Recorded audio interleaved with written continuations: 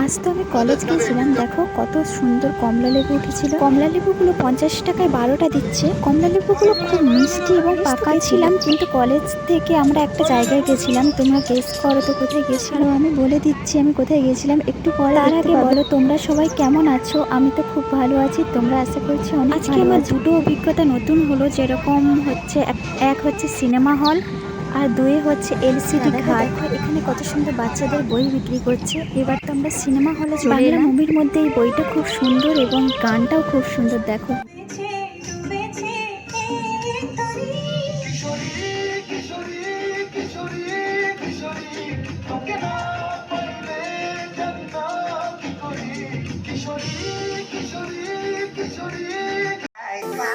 আর মুভির মধ্যে যদি কোনো হাসির সিন থাকে তাহলে বেশি এটা খুব সুন্দর করেছে। তোমরা গিয়ে সিনেমা হলে দেখতে পারো, খুব সুন্দর মুভি করেছে।